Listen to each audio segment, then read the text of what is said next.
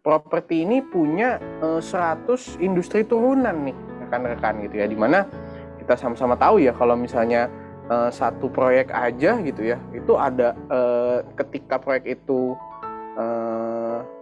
berkembang gitu ya, maka akan ada industri-industri turunannya seperti pabrik semen gitu ya, ada tukang-tukang yang terbantukan gitu ya, ada genteng, keramik dan segala macam gitu ya. Jadi properti ini menjadi salah satu tulang punggung nih gitu ya perekonomian Indonesia.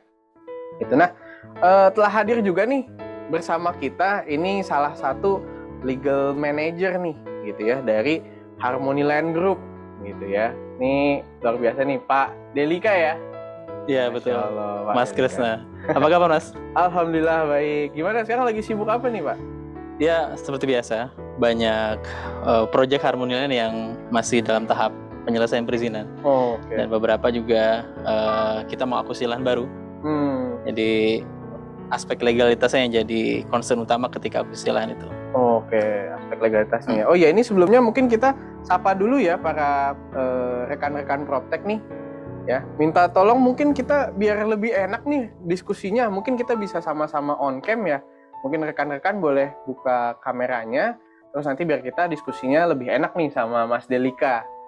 Gitu. Nah, mungkin bisa ini juga ya untuk rekan-rekan juga selama nanti kita acara berlangsung, jangan lupa untuk screenshot atau mungkin capture momen-momen webinar ini dan tag di @proptechnesia.id gitu ya, @proptechnesia di Instagram untuk mendapatkan door prize menarik dari Proptechnesia.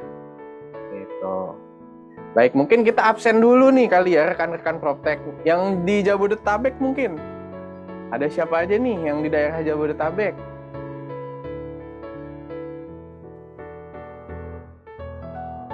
Wih, ada Tangerang nih dari Indira ya. Ada dari Mbak Indira nih dari Tangerang.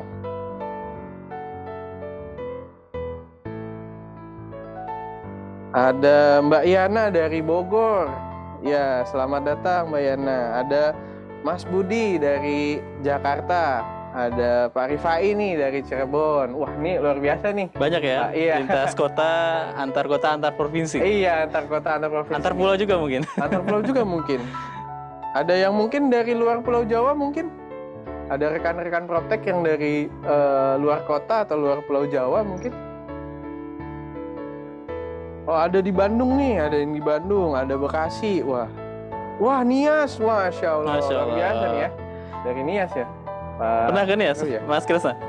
Nias itu di Sumatera. Bukan. Nusa Tenggara. Nusa Tenggara ya? Nah, kalau nggak salah Nusa Tenggara, aku lupa barat atau timur. Cuma terkenal dengan tradisi lompat batunya itu. Tradisi lompat batu yang tinggi. Mungkin kalau pernah lihat uang 1000 yang dulu itu. Iya. Belakang itu ada aku lupa 500 atau 1000 ya. Pokoknya ada lompat batu Nias itu. Wah, luar mungkin biasa nih ya. Kalau nggak salah ya, aku coba kulik-kulik dulu. Baik, ini rekan PropTech yang paling jauh nih sepertinya ya. Dari Nias. Siapa tadi? Bapak ini atau ibu dari, siapa itu? Dari Mbak Restu ya. Oh, Mbak Restu. Mbak Restu. Ya, ini salam buat rekan-rekan di Nias ya.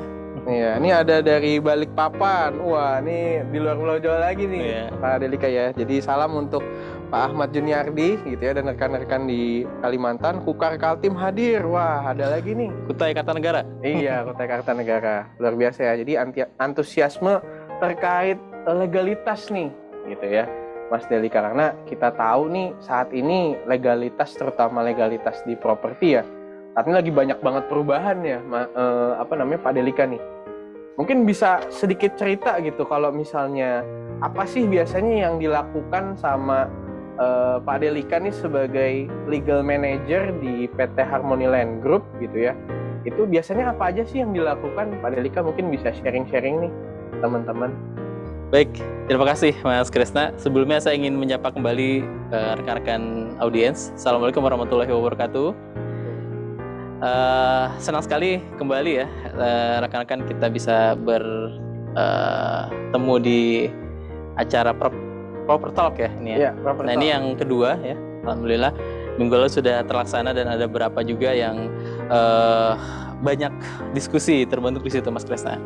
Nah saya senang sekali karena ada hal yang bisa saya bagikan, terutama ke rekan-rekan di sini, karena sebenarnya bicara tentang legalitas, Mas Kresna, tidak lepas dari apa yang menjadi hal fundamental mendasar dari sebuah proyek, yaitu sekuritas gitu. Nah, misalkan nih Mas Kresna ya, saya mencoba ingin menganalogikan sederhana saja sebuah proyek ini bagaimana kaitannya dengan legalitas. Misalkan Mas Kresna bayangin, Mas Kresna punya mobil bagus lah pokoknya, Pajero atau Alphard ya. Mas Kresna punya skill mengemudi yang baik nih, dia belajar dengan cara apapun udah bisa lah mahir gitu ya. Kemudian bensinnya aman, bannya sudah dicek aman, nggak ada bermasalah dari segi mesin, oli juga sudah diganti, semua segala macam. Tapi Mas Kresna nggak punya SIM sama STNK-nya. Waduh, saya nggak punya SIM ya. Nggak punya SIM sama STNK-nya. Terus Mas Kresna jalan mobilitas ke sana kemari lewat jalan tol, lewat jalan kabupaten, lewat jalan-jalan utama. Perasaan Mas Kresna apa yang dirasakan pada saat itu? Wah, lewat jalan utama. Saya lewat jalan utama deg-degan ya Pak ya.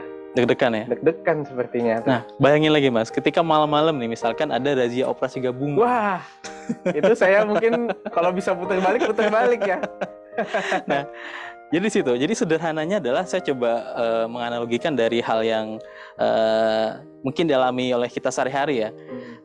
Bahwasanya ketika satu kondisi kita tidak merasa nyaman atas kondisi kita, artinya ada something yang belum terselesaikan atau belum disiapkan gitu ya. Nah, legalitas itu secara sederhana seperti itu, membuat sebuah proyek ini dinyatakan aman bagi developer sehingga untuk kegiatan operasionalnya bisa terus berjalan, dan nyaman juga untuk konsumen kita karena dia sudah pasti yakin bahwa proyek ini tidak bermasalah gitu ya. Tidak ada rasa gelisah gitu. Nah, konsep sederhana seperti itu Mas Kresna. Coba tadi pertanyaan terkait apa sih memang yang di step awal yang di proses ya ketika kita mengurus sebuah legalitas, terutama proyek perumahan ya.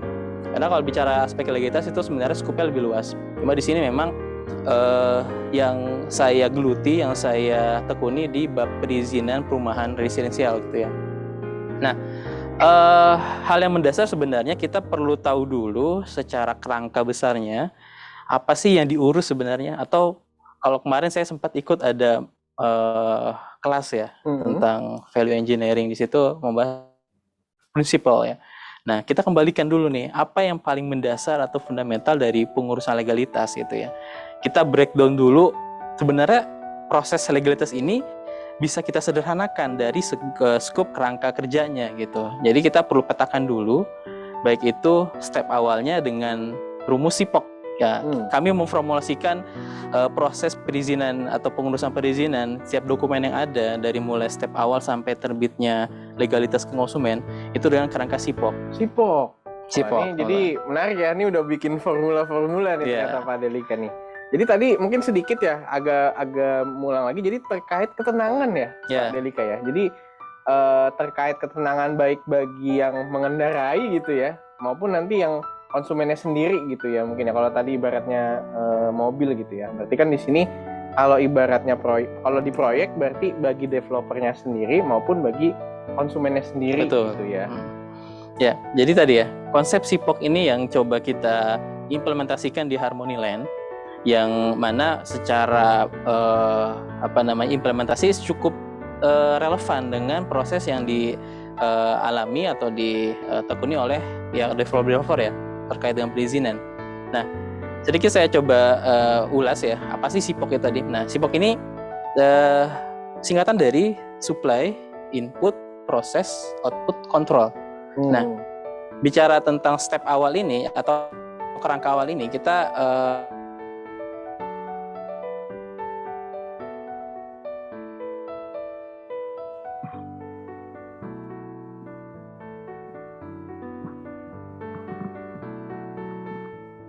prosedurnya, apa persyaratannya, berkas apa yang dilengkapi, yang baik itu yang persyaratan umum maupun yang persyaratan khususnya. Nah, kita membagi atau mengklasifikasikan dua persyaratan ya, umum yang khusus gitu ya. Yang umum ini yang sebagaimana umumnya yaitu data diri dari si developer maupun juga surat-surat tanahnya. Nah, yang khusus ini adalah yang secara konsep ini perlu menyelesaikan proses sebelumnya sehingga mendapatkan dokumen untuk persyaratan lainnya gitu. Oke, perlu adanya dokumen sebelumnya. Betul. Untuk bisa lanjut ke proses selanjutnya. Betul, gitu ya. dokumen legalitasnya. Oke. Gitu. Nah, ketika suplai ini sudah dipastikan 100% checklist, tidak ada yang kurang, maka berlanjut ke proses inputnya. Oke, nah, proses input berarti ke dinas-dinas terkait gitu ya? Betul. Nah, ini sebenarnya sederhana dan teman-teman juga sudah mempraktekannya sebenarnya secara tidak langsung ya. Cuma kita di sini mencoba untuk bisa melihat secara kerangka besar sehingga permasalahan yang terjadi itu bisa kita mitigasi, bahkan kita solve secara lebih tuntas dan juga tepat, karena kita tahu di mana letak kesalahannya, di proses mana. Ketika misalkan prosesnya terkendala dengan supply yang kurang, otomatis berarti kita cross check apakah sudah cek di semua gitu ya. Nah, ketika di input ini memang kita bicara input tuh ya prosesnya berkas kita sudah diterima ya.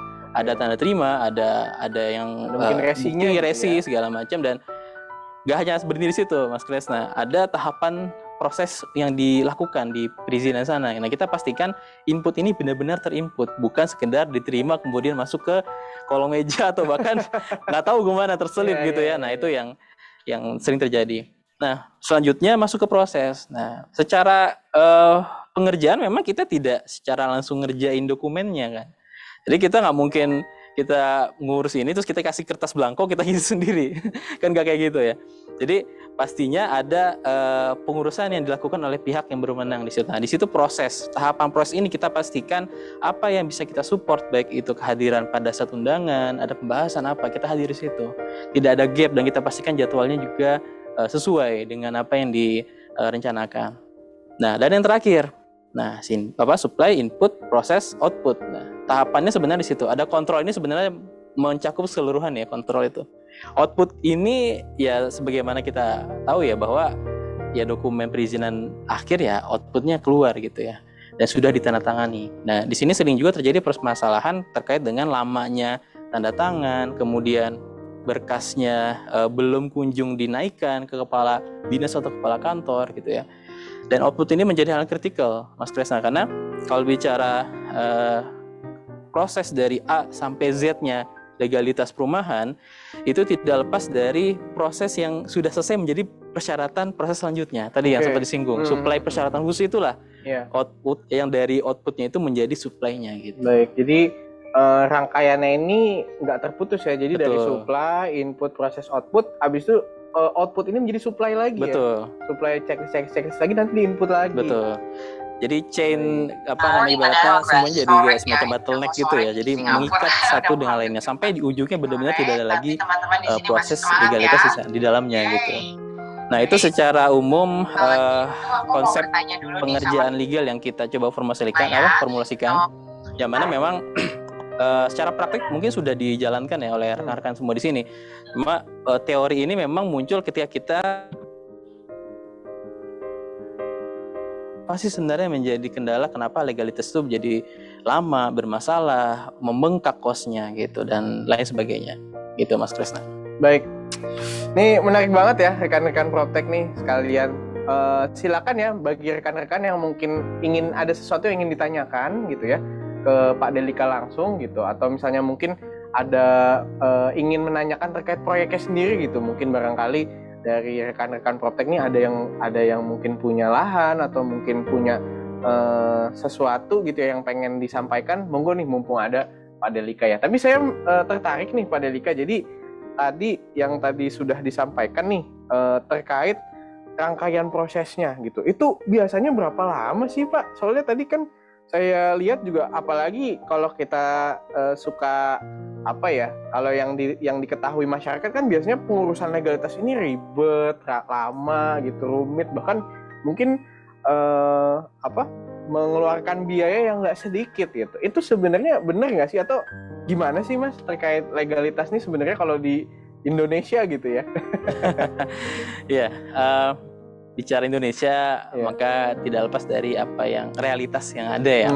Itu tidak menutup mata dengan praktek-praktek yang mungkin sebenarnya secara prinsip ya kita tidak membenarkan, cuman kita juga perlu bijak dengan menghadapi kondisi seperti itu ketika kita memaksakan tadi ya. Kalau misalkan biayanya harusnya segini, kita paksakan benar-benar gitu. Nah, Di sini kita coba melihat faktor apa ya, dari benefit atau mungkin ketika kita terlalu memaksakan proses tadi ya, kalau bicaranya cost-nya lebih besar dan akhirnya malah menimbulkan permasalahan yang lebih rumit lagi gitu. Nah, sebenarnya jawabannya pertanyaan dari Mas Kresna tadi ya, memang apakah berapa lama sih biasanya gitu ya? Biasanya berapa lama? Memang nggak bisa dipastikan. Kenapa? Karena kita perlu melihat kriteria lahan yang kita proses atau pengurusan apa yang sedang kita proses, dan memang variatif masing-masing milestone itu. Kita bicaranya apa? Kita sebutnya milestone dari tahapan, misalkan contoh dari izin lokasi, atau ada yang menyebutnya izin pemanfaatan ruang, ada juga menyebutnya sekarang ini PKKPR gitu ya, mengganti itu tadi regulasi-regulasi yang berubah ya. Regulasi-regulasinya. Nah, di situ memang solusi yang kita perlu terapkan ketika menemui kendala-kendala proses itu adalah dengan tadi, setidaknya kita tahu dulu rangka kerjanya seperti apa. Dan yang nggak kalah penting sebenarnya di legal ini ada konsep legal mastery namanya. Kita memformulasikan lagi nih. Iya. Bicara formulasinya ini luar biasa ya Pak Delika nih, formulanya nih bukan formula E ya, formula aja. Formula aja. Nah, apa namanya? Menariknya kita menemukan formula ini untuk memastikan bahwa proses kita itu sesuai dengan schedule tadi yang tidak ada lagi ketidakpastian gitu. Nah, 3 legal master itu apa aja, Mas Kresna? Yang pertama ada yang namanya networking. Nah, kita bahasakan networking. Cuma mungkin sederhananya ya, kalau yang bisa terima adalah orang dalam. Wah, pakai orang dalam. Tapi konteksnya bukan yang konotasi negatif ya. Kita ini bermitra sebenarnya. Kita tahu bahwa ada banyak orang-orang yang masih bisa bekerja sama dengan kita untuk pengurusan hal seperti ini gitu. Dan tidak menutup mungkin ada teman-teman juga sudah mungkin menemui orang tipikal orang yang banyak gitu ya, yang macam-macam gitu ya. Ada networking yang sebenarnya tujuannya untuk memastikan memang proses kita ini bisa ditunjang percepatannya gitu. Karena kalau kita ini dari 3 ini tidak bisa terlepas, makanya kita sebut triangle gitu ya. Bukan harus salah satu atau 2 gitu. Harus tiga-tiganya. Ada networking ya, tadi terkait dengan bagaimana kita bisa approachment gitu ya, untuk bisa melakukan proses percepatan. Yang jelas saya punya prinsip, ketika kita sudah menunaikan dulu kewajiban atas persyaratan dan prosedurnya, tapi ketika kondisi tertentu hak kita harusnya misalkan 14 hari dijanjikan, ternyata lewat nih. Nah, karena lain sebagainya gitu kan, dan kita menuntut hak kita tuh gitu. Caranya ya dengan tadi kita coba berkoordinasi dengan rekan-rekan yang mungkin dalam tanda kutip perlu diatensi gitu. Nah, itu secara prinsip yang saya anut sebenarnya, karena bukan dalam arti ini kan terkesan kayak ada terlalu ini mepet nih, apakah ada penyuapan atau apa gitu-gitu ya. Nah, kita bicaranya prosedur dulu. Ketika prosedur sudah sesuai dengan apa yang diatur gitu ya, kita tidak melanggar aturan, sehingga konteks kita adalah kerjasama tadi gitu. Jadi setelah dokumen-dokumen, supply semua dokumen tadi itu lengkap semua ya, iya, gitu, dan sudah diinput. Nah, sifatnya ini lebih ke koordinasi dan ada atensi lebih lah untuk bagaimana ini kita diproses nih gitu ya. Gitu. Nah, itu yang pertama Mas Kresna. Yang kedua ada knowledge. Nah, ini yang paling penting juga. Seringkali di legal ini ada beberapa aspek perubahan regulasi ya, dan itu dinamis sekali. Dan banyak juga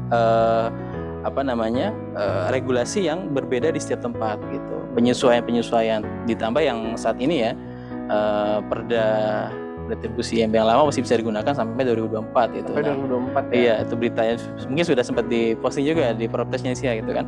Dan itu juga tindak lanjut dari implementasi Undang-Undang Cipta Lapangan Kerja, yang mana memang turunannya salah satunya beririsan dengan persetujuan bangunan gedung yang mengganti dari IMB yang lama. Nah, knowledge ini penting sekali karena tujuannya supaya ketika kita kuat di networking-nya, kita juga tahu nih yang mereka kerjakan benar gitu. Bukan sekedar memanfaatkan posisi kita yang ingin memberikan atensi lebih gitu tadi, Mas Kresna. Jadi knowledge ini perlu kita kuasai sehingga kita lebih tahu dari dia juga gitu. Lebih tahu itu maksudnya yang kita kontrol itu kan orang yang memang mengerjakan. Dan kita harus tahu dulu minimal ya yang dikerjakan apa, step by step-nya jelas gitu, rinci dan detail. Kuncinya sebenarnya itu bagaimana knowledge ini menunjang kebijakan kita. Apakah langkah yang kita ambil ini tepat untuk bisa menemui orang atau networking yang kita pilih gitu ya Mas Kresna. Nah itu dari segi knowledge-nya. Jadi kita tidak nggak bisa menyerahkan begitu aja, hanya sekedar tahu beresnya aja, itu nggak bisa tuh. Harus benar-benar kontrol ketat gitu ya, dan tahu step by step-nya gitu sih. Jadi yang pertama tadi ada networking, yang kedua ada knowledge ya. Betul. Nah yang ketiga apa nih? Nah ini yang paling penting. Kalau nggak ada ini, yang cuma-cuma yang dua tadi gitu. Disiplin eksekusi. Disiplin eksekusi. Nah bicara legalitas, bicara waktu dan cost juga gitu. Artinya bicara waktu, maka ketika kita sesuai nih apa yang dibutuhkan, rinciannya yang sudah kita lengkapi, kita sudah sounding ke networking kita, knowledge kita sudah tahu, dan kita disiplin nih, baik itu kontrolnya. Ketika berkas masukan kita nggak bisa langsung ngelihat mantau setiap hari, tapi kita bisa ngontrol apa yang menjadi kuasa kita di situ, yaitu tidak ada miss dari proses yang ada di prosedurnya gitu. Nah disiplin ini juga dituntut untuk bisa kita men-solving problem yang ada. Jangan sampai kejadian misalkan kita nggak follow up berminggu-minggu, ternyata masih ada kekurangan berkas, nggak diproses. Nah, jadi sebenarnya nggak diprosesnya karena salah kita juga ya. Nggak kontrol ada tadi. Dokumen yang mungkin ke-skip gitu ya. Betul. Disiplin eksekusi penting banget, karena bab ini yang menjadi motornya nih. Kita sudah punya bekal networking dan knowledge. Nah, di disiplin eksekusi itu bisa menuntaskan mengoptimalkan dua poin tadi. Kurang lebih seperti itu Mas Kresna.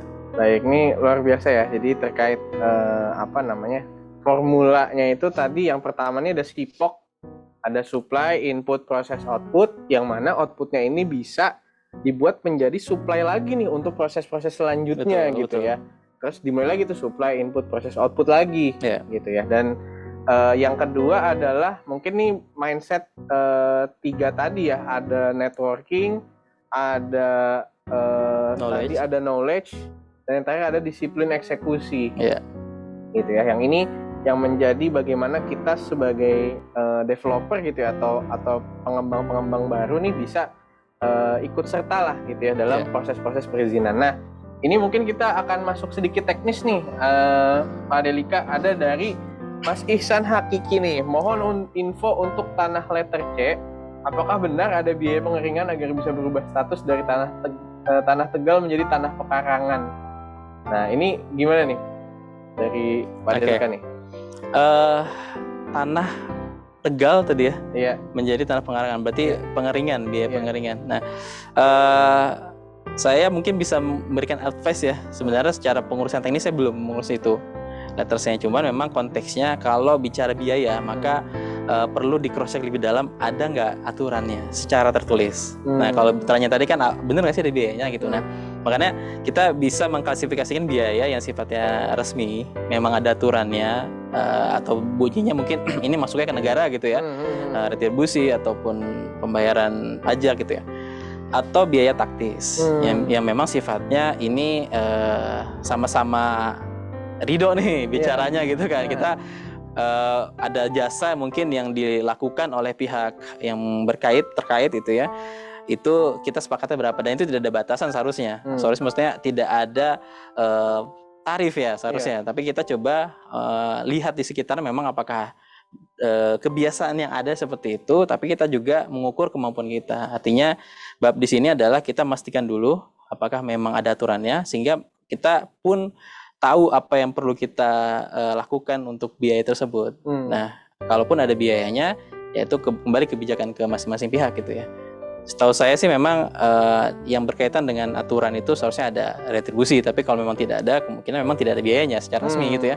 Begitu tadi konteksnya adalah biaya taktis gitu. Baik, tadi kan sempat disinggung juga ya, itu terkait knowledge gitu ya, terkait knowledge atau terkait peraturan-peraturan. Nah, mungkin dari Pak Delika nih, kita nih yang mungkin masih awam banget gitu, atau yang mungkin baru mau terjun gitu ya sebagai developer pengembang properti, kita harus mulai dari mana ya Pak ya? Jadi kita harus ngecek tuh biasanya di mana sih peraturannya, kita baca di mana sih gitu? Oke.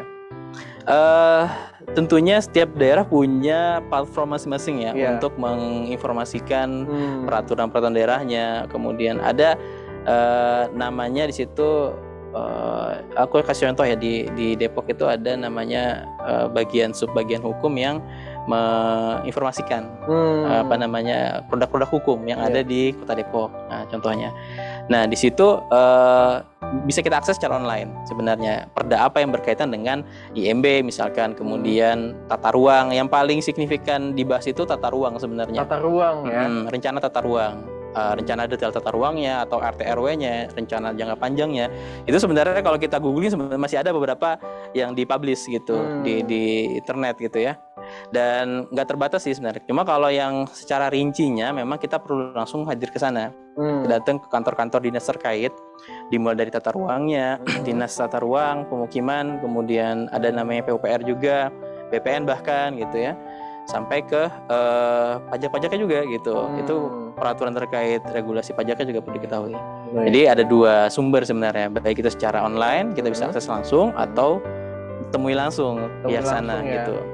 Baik. Jadi kalau mau menemui langsung pertama kali nih, misalnya saya nggak tahu apa-apa gitu ya. Terus saya pengen tahu bagaimana sih cara saya bisa membuka suatu proyek perumahan. Berarti saya yang pertama kali ini saya kemana biasanya Pak? Bisa ke dinas apa gitu? Oke. Di dinas masing-masing dinas ya, terutama yang berkaitan langsung dengan perumahan itu yang paling utama sebenarnya PUPR dan BPN ya. PUPR dan BPN. Karena itu berkaitan dengan ada rencana tata ruang, dan di contoh di Kabupaten Bogor itu mereka sering inline nih. Ada juga PTSP. PTSP itu pelayanan terpadu penanaman, namanya Dinas Penanaman Modal Pelayanan Terpadu Satu Pintu. DPM PTSP. Itu setiap daerah ada. Itu memang concernnya di mereka itu untuk mudah gitu ya. Iya, jadi ada izin produk hukum yang keluar atas izin itu ada di PTSP. Cuma dinas teknis yang mana memang start awal kita perlu cross check lebih detail di situ, yaitu di PUPR, ada BPN juga gitu. Kurang lebih yang kalau mau dikerucutkan dua itu tadi utamanya. Jadi kedatang kesiapannya siapapun bisa di sana. Nah, tips dari saya, temui yang masuk bagian penataan ruang. Jadi masuk datang ke PUPR, mau ketemu orang bagian penataan ruang gitu. Ya. Nah, disitulah sebenarnya chance kita, peluang kita untuk bisa bertemu networking kita. Gitu. Sederhana seperti itu sebenarnya. Cuma mungkin nggak langsung ke kepala dinasnya. Itu jackpot lah kalau kita langsung ketemu sana gitu ya. Nggak sengaja lewat. Gitu ternyata namanya kepala dinas, namanya sini gitu. Soalnya kepala dinas gitu ya. Langsung ditegur sama gitu. Nah, tapi yang peluangnya mungkin sedikit gitu ya. Coba kita pastikan juga di tahapan proses awal di tim bawahnya ini kita juga bisa pegang. Atasnya pun juga kita punya relasi ke sana. Nah, pentingnya gini Mas Kresna. Kenapa kok saya bilang harus dua-duanya nih? Karena kita bicaranya tadi SIPOK. Supply itu kan sama input ini masuknya nggak mungkin dari atas langsung. Betul. Gitu. Prosedur kita tetap penuhi. Pasti dari start dari bottom dulu ya. Betul, bottom up. Nah, atau misalkan ternyata punya link langsung ke sana. Di kepala dinasnya misalkan gitu ya, itu akan turun ke bawah juga gitu. Timnya akan mengerjakan juga ujungnya. Nggak mungkin dia let's say kita langsung direct nih kepala dinasnya gitu, Pak minta tolong dulu sini. Ya mungkin turun langsung, dia diterima langsung oleh kepala dinasnya misalkan, tapi pengerjaannya nggak mungkin kepala dinas gitu. Tetap kita pegang juga di bawah. Adapun mungkin atensinya bisa lebih di situ. Baik. Nah, mungkin tipsnya itu, temui bagian penataan ruang, kemudian di BPN bisa temui bagian penetapan hak atau pengakuan hak atau penetapan hak gitu ya. Dua tadi itu kaitan dengan HGB dengan hak milik gitu. Nah ini mulai ada titik cerahnya ya rekan Proptek, bagi rekan Proptek yang mungkin saat ini memiliki cita-cita gitu ya untuk membuka proyek pertamanya. Nah ini mungkin bisa starting point-nya itu tadi ada dua gitu ya. Jadi yang paling krusial adalah tata ruang ya. Di PUPR. PUPR di tata ruang, dan di BPN ya tentang penetapan haknya. Ya, pertanahan lah ya kurang lebih ya. Gitu, baik. Nah, ini ada pertanyaan kedua nih dari Pak Supardi. Bagaimana mengetahui tanah yang akan kita bangun clean and clear dari pihak-pihak lain, terutama bagi tanah yang belum bersertifikat. Kemudian mulai proyeknya nih gitu. Oke. Saya izin minum dulu ya, Mas. Oh iya, silakan. Ada teh disediain sih.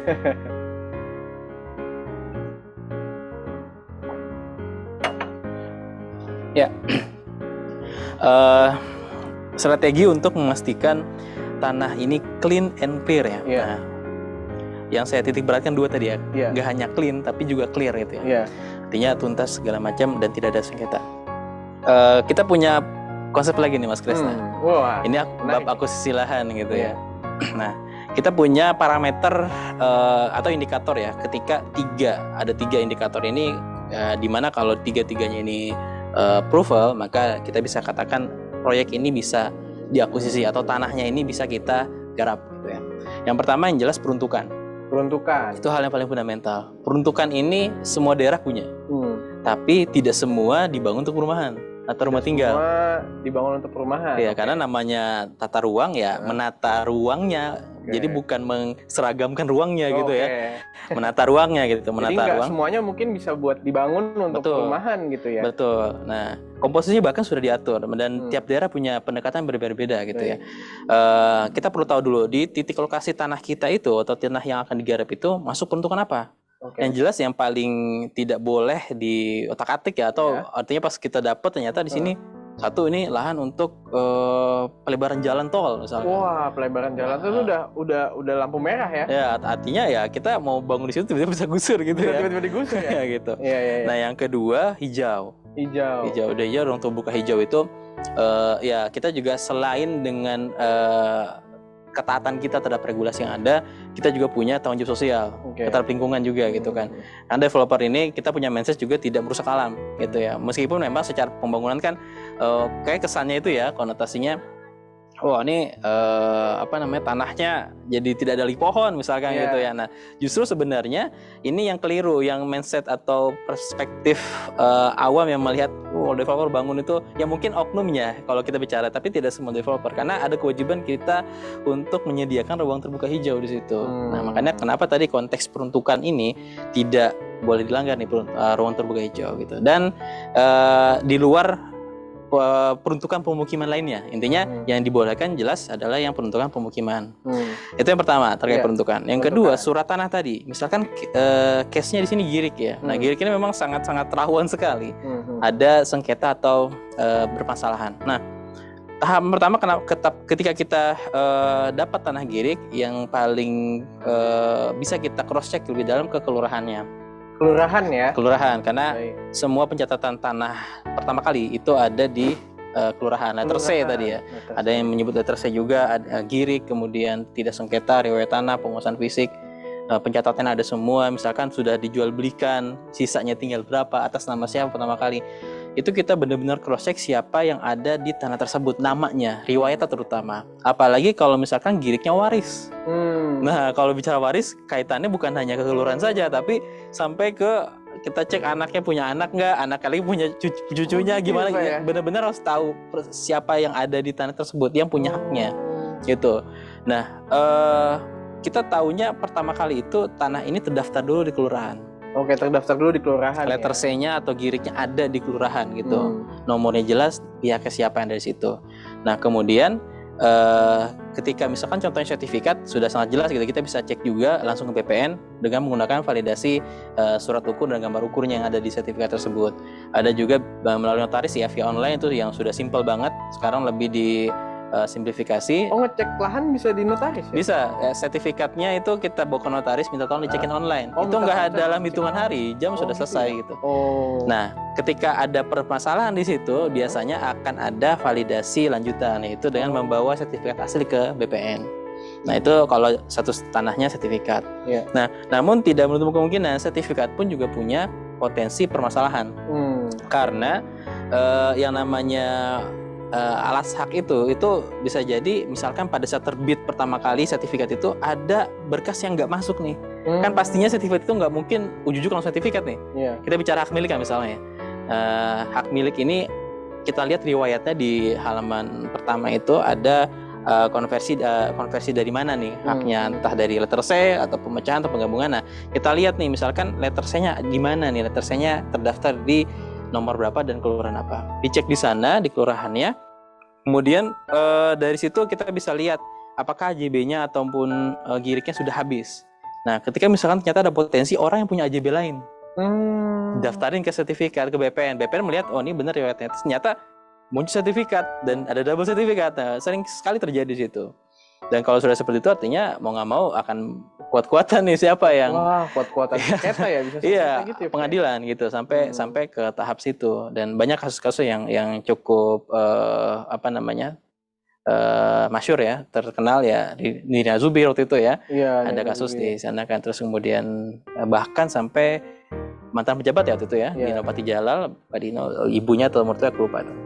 Itu sampai mafia tanah tuh ada gitu. Nah, makanya pertama kali memang kita pastikan riwayatnya jelas dulu sampai kita tahu nih ujungnya siapa nama pemilik tanah di Girik ini. Dan memang utamanya ada di kelurahan juga gitu. Baik. Nah, itu yang kedua Mas Krisna. Satu lagi yang paling yang ketiga terkait tanah yaitu izin lingkungan. Izin lingkungan. Akses jalannya dapat atau enggak nih. Kemudian warga di sana keberatan atau tidak gitu. Kita perlu memastikan sebelum kita garap tuh tanah di situ. Karena bicara tadi ya saya sempat menyinggung aspek sosial juga gitu. Maka kita perlu juga mengakomodir nih kepentingan yang dibutuhkan oleh warga sekitar. Kan sifatnya kita menjadi developer itu menebarkan manfaat atau impact ya. Ya, social impact ini sangat penting untuk bisa jadi satu hal yang tidak terlepaskan dari pengurusan perizinan. Karena kita ingin merubah stigma negatif ya ketika bicara developer, wah main arogan segala macam gitu-gitu. Kita tunjukkan ya kalau kita memang punya sesuatu yang kuat, tapi juga kita bisa baik kepada orang lain gitu. Kita punya standar lah ya. Iya, standar itu. Kita bisa kuat juga, tidak serta-merta diremehkan lah gitu, karena mungkin bicara kita baik warga tiba-tiba dimanfaatkan gitu kan. Nah, itu kita nggak seperti itu. Kurang lebih 3 tadi Mas Krisna. Jadi pertama tadi peruntukan, gitu ya. Yang kedua tadi ada surat tanahnya, Girik atau gitu sertifikat. Ya. Kita cek riwayatnya gitu. Betul. Ya. Dan yang terakhir itu izin lingkungan. Betul. Jadi bagaimana kita dengan lingkungan ini tetap bisa harmonis gitu. Betul, ya. Betul. Baik. Nah, itu 3 indikator yang menjadi parameter kami di Harmoniran untuk akuisisi lahan. Untuk akuisisi lahan. Ya, entah itu Girik maupun sertifikat ya gitu. Okay. Mas Krisna. Baik, rekan Proptek. Jadi itu tadi ya terkait pertama cek dulu nih apakah peruntukannya ini kena nggak nih untuk pelebaran jalan tol gitu ya. Terus mungkin apakah peruntukannya hijau gitu ya, atau mungkin peruntukannya ada hal lain gitu ya yang diambil gitu. Nah, yang kedua adalah kita cek lagi nih apakah riwayat tanahnya ada atau sertifikatnya ini udah clear semua ya. Betul. Gitu. Ngeceknya bisa tadi di notaris atau di kelurahan. Ya, atau dan di BPN. Atau di BPN gitu ya. Nah, yang terakhir itu ke izin lingkungan. Kita cek lagi apakah memang betul dari lahan-lahannya ini mungkin nggak ada sengketa ya. Atau misalnya dengan warga nih udah nggak ada masalah gitu ya dengan warga-warga sekitar, dan bagaimana kita bisa gitu ya meyakinkan warga bahwa di sini kita sebagai pendatang itu tetap beretika dan beretikat baik gitu. Betul, ya. Beretikat baik untuk bisa sama-sama bersinergi gitu. Betul, ya. Betul. Baik, ini luar biasa rekan Proptek, semakin seru ya diskusi kita pada siang hari ini. Jangan lupa untuk capture gitu ya, screenshot untuk momen-momennya bagi rekan-rekan yang ingin mendapatkan door prize gitu ya. Jadi nanti akan ada satu atau ada berapa? Ada 2 ya. Akan ada 2 yang akan nanti mendapatkan door prize gitu ya. Dua peserta rekan Proptek yang beruntung akan mendapatkan door prize. Silakan di tag di Propteknesia @Propteknesia di Instagram gitu ya. Capture dan tag @Propteknesia untuk nanti mendapatkan berkesempatan untuk mendapatkan door prize gitu. Baik, kita lanjut lagi nih. Ada lagi pertanyaan dari ini ya. Oke, ini mungkin udah terjawab juga ya dari Mbak Ismah Nabila terkait bagaimana proses cara merubah legalitas lahan ke SHM. Oh, ini belum nih. Dan bagaimana mengecek memastikan patok letter C itu sah atau resmi. Nah, itu tadi kan mengecek itu bisa via notaris, via kelurahan, atau via BPN ya. Nah, kalau untuk ini ya, terkait proses mengubah Girik gitu ya jadi SHM. Nah, ini kan juga sering banget nih menjadi pertanyaan ya. Karena yang sering kita temui kan biasanya untuk lahan-lahan itu banyak juga yang masih sifatnya masih Girik gitu ya. Nah, itu mungkin bisa diceritakan gitu Pak Delika nih terkait step-stepnya gitu ya. Ya. tahapan dari girik ke sertifikat ini yang menurut saya pribadi awal pertama kali saya mengurus itu yang paling challenging. Paling gitu. challenging. Karena ini satu hak milik itu kalau teman-teman ketahui ya ini yang paling tertinggi sebenarnya. Yang tertinggi artinya hak milik yang tidak ada batasan waktu, bahkan bisa diwariskan gitu ya. Dan kondisinya itu pun masih ada permasalahan gitu ya. Makanya kita tidak menutup mata ya bahwa yang sudah dipastikan paling tinggi pun juga masih potensi masalah. Jadi yang SHM aja tuh masih ada masalahnya biasanya. Iya, jadi makanya tadi pertanyaannya bagaimana stepnya, maka ini akan panjang sebenarnya. Cuma saya coba lebih menantang ya. lebih menantang gitu. Nah, coba saya akan coba sampaikan secara sederhana dulu ya, bahwa pertama kali yang kita urus adalah kumpulkan semua berkas-berkas girik yang ada yang akan kita daftarkan. Termasuk tadi riwayat tanah. Itu yang paling bisa kita make sure ya. Nah, kita menyebutnya di Harmonian itu ada 3 serangkai. 3 serangkai. 3 serangkai girik. Iya, 3 serangkai girik. Surat keterangan tidak sengketa. Surat keterangan tidak sengketa. Surat keterangan riwayat tanah. Surat keterangan riwayat tanah. Dan yang ketiga, surat penguasaan atas fisik lahan. Surat penguasaan atas fisik lahan. Ya, pernyataan bahwa tanah tersebut sudah dikuasai. Nah, ditambah letter C dari kelurahannya terdaftar. Nah, kumpulkan itu semua dulu, terus kita lihat riwayatnya apakah ada tanah lain yang selain tanah yang ibu atau bapak miliki gitu ya. Karena bisa jadi ketika kita sudah ngumpulin, pas diajuin BPN ngelihat kan historisnya. Oh, ada nih Pak riwayat tanahnya atas sama si A, si B gitu kan. Bapak nih transaksi dengan si C gitu kan. AB-nya harus dicari dulu, harus ada dulu. Nah, cari lagi. Nah, itu pastikan semuanya lengkap dulu. Setidaknya 3 serangkai tadi. Nah, konteksnya ini yang benar-benar tidak ada kaitan dengan waris ya. Nah, kalau misalkan dapetnya waris, ada 10 warisnya, itu panjang tuh. Lebih panjang lagi. Lebih panjang lagi. Itu akarnya banyak tuh kalau kita cangdon gitu ya, bawa banyak gitu. Nah, itu menariknya di situ Mas Kresna. Jadi pertama kali coba kumpulkan semua. Nah, kemudian kita pastikan juga kelurahan sudah mengeluarkan salinan letter C-nya, salinan letter C dan juga arsip dari tidak sengketa dan 3 serangkai lainnya tadi. Nah, setelah ada tahapan pertama itu sebenarnya ada di BPN. Kita mengajukan untuk pendaftaran hak pertama kali namanya. Pendaftaran hak permohonan pertama hak, kali. Iya, karena mendaftarkan tanah girik yang belum bersertifikat menjadi sertifikat pertama kali. Nah, tentunya kita sudah mengakuisisi terlebih dahulu. Nah, artinya ada entah itu peralihannya melalui hibah atau akta jual beli atau bahkan waris. Misalkan girik tapi ini mau diwarisin ke 1 orang misalkan. Nah, apapun peralihan haknya yang jelas yang terakhir memiliki tanah tersebut yang tercantum di riwayat tanah itu didaftarkan ke BPN berdasarkan peralihan hak itu dengan data pendukung yang tadi 3 serangkai lainnya gitu ya. Nah, masuk di situ tahapan pertama BPN akan mendaftarkan pengukuran. Kalau tadi sempat disinggung patok plotting BPN. Nah, memang ada dua kondisi Mas Kresna. Dari pengukuran itu atau plotting ada namanya batas fisik patok yang di lapangan, ada yang sifatnya batas yang diakui oleh BPN. Nah, 2 hal ini seringkali ada deviasi Mas Kresna. Jadi ketika kita sudah tahu nih patoknya ada, dan itu sebisa mungkin fisik ya, bukan tumbuhan yang atau pohon misalkan di pohon di sini tiba-tiba entah ditebang hilang patoknya gitu ya. Harus ada patok fisiknya, dan memang tipsnya kalau bisa patoknya beton gitu tuh. Oh, patoknya beton. Dicor beton gitu, jadi paten gitu ya permanen gitu ya. Kalau besi masih oke lah, cuma kadang suka geser-geser juga kalau tanahnya gitu. Nah, pastikan itu juga patoknya. Nah, proses tahapan pertama BPN akan mengukur dulu mana sih batas fisiknya gitu. Nah, batas fisik yang ada saat di lapangan ketika diukur manual bisa jadi akan berbeda dengan BPN. Maka yang jadi patokan kita adalah pengukuran yang diakui oleh BPN. Yang diakui itu adalah yang memang yang dia ukur saat itu. Dan sudah dipastikan patoknya ada. Dan selain patok, perlu juga make sure terkait dengan batas-batas tetangganya siapa, dan mereka menyetujui batasnya di situ, tanda tangan, paraf, saksinya ada, RT RW, bahkan sampai ke pemilik lahan sebelumnya yang tahu patoknya, penunjuk batas. Karena penunjuk batas itu akan dicantumkan. Oh, penunjuk batas akan dicantumkan di sertifikat. Karena sifatnya itu yang menjadi dasar nih, luas yang ada di situ yang sudah diukur BPN, yang diakui BPN berdasarkan penunjukan batas oleh si A, misalkan gitu. Setelah diukur, maka nanti akan diterbitkan peta bidang tanah.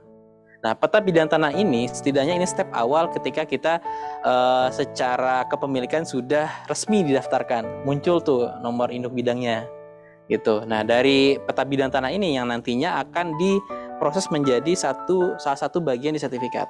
Kalau kita bedah sertifikat itu kan ada halaman-halamannya kan beda-beda ya gitu ya. Ada yang dari keterangannya, kemudian riwayatnya atas dasar apa, kemudian peta bidangnya, surat ukurnya, sampai ke pengesahan, lembar pengesahan. Nah, terkait peta bidang ini, pasca peta bidang itu akan didaftarkan pengumuman. Nah, seringkali yang lama itu di sini. Pengumumannya itu misal ada yang saya punya rekanan gitu ya, konsul itu sempat mengeluh ini sampai setahun. Sampai setahun ya? Dan belum selesai sertifikatnya, belum gitu. selesai. Nah, pas di cross check ternyata berkasnya di sini nih. Ya, ibaratnya dia masuk di sini awalnya, masuk berkasnya kembali diproses ya. Gitu. Kembali tadi balik ke konsep yang pertama tadi ya. Trimester legality tadi. Jadi ada networking, betul, knowledge, dan disiplin eksekusi kita, kontrol kita gimana Pak berkasnya di mana gitu. Dan kita sebisa mungkin tidak menyalahkan 100% dengan orang yang membantu kita. Jadi kita juga tetap kontrol gitu. Pastikan permasalahan muncul kita ketahui lebih awal. Nah, itu pengumuman. Nah, pengumuman itu bisa jadi diumumkan via koran gitu ya, atau memang sih seringnya sebenarnya itu dilakukan secara internal di BPN gitu ya. Kita tinggal memantau prosesnya, dan memang seharusnya tidak membutuhkan waktu lama ketika memang dipastikan setiap minggunya itu memang ada progres di situ. Nah, pasca selesai pengumuman tidak ada sanggahan dari pihak manapun, tidak ada keberatan dari pihak manapun, maka sudah mulai diproses menjadi isian buku tanah dari sertifikat. Oke. Nah, isian tadi yang mulai dari pemberkasan belangkonya segala macam sampai ke pengesahan tanda tangan ekspedisi berkasnya gitu. Nah, nanti akan ada dua, ada buku tanah yang ada disimpan di BPN dan itu akan terdaftar di buku besarnya ibaratnya, ada yang sertifikat. Nah, sertifikat ini yang kita pegang selama ini. Jadi ada dua tuh, kalau pengecekan di BPN yang dicek adalah buku tanahnya, sama buku tanah yang didaftar di BPN, sama sertifikat yang kita pegang. Sama gitu. Sertifikat. Kurang lebih sederhananya seperti itu. Sederhananya juga udah panjang ya rekan Proptek ya. Iya. Jadi terkait GIRIK nih memang dari awalnya kita memang harus pantau betul ya. Betul. Dan nanti setelah jadi nanti pertama akan diukur dulu ya nanti. Iya, diukur. Akan diukur. Nah, biasanya kan ini saya jadi penasaran nih Pak Delika ya. Jadi kan kalau misalnya kita biasanya mau bertransaksi gitu ya dengan pemilik lahan gitu kan. Nah, kan kalau tadi yang diakui nantinya sama BPN berarti kan bisa jadi beda dong luasnya ya yang disampaikan sama pemilik lahan sama yang diakui oleh BPN. Nah, itu gimana biasanya menyikapinya? Ini kan kita kan soalnya bayar mungkin ke pemilik lahan kan kita bayar sekian karena dapatnya sekian nih. Ya. Gitulah kalau misalnya setelah kita bayar ternyata dapatnya ternyata lebih kecil gitu ya atau lebih besar, itu biasanya menyikapinya gimana Pak Delikan? Ada hal yang perlu kita konfirmasi lebih lanjut ya. Artinya mungkin bertahun-tahun tanah itu luasnya nggak berubah. Iya.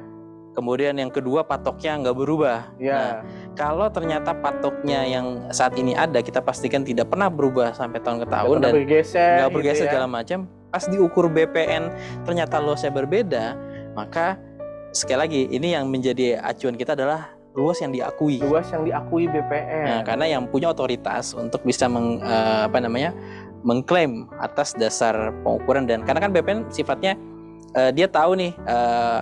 Patoknya sudah ada dan dia memastikan itu dulu. Pak, ada patoknya di lapangan karena dia akan mengukur berdasarkan itu. Makanya kenapa ada pihak penunjuk batas yang dicantumkan, karena berdasarkan penunjukan batas itulah si BPN ini yang mengeluarkan luas yang ada gitu. Apakah mungkin terjadi human error? Mungkin saja, sangat mungkin.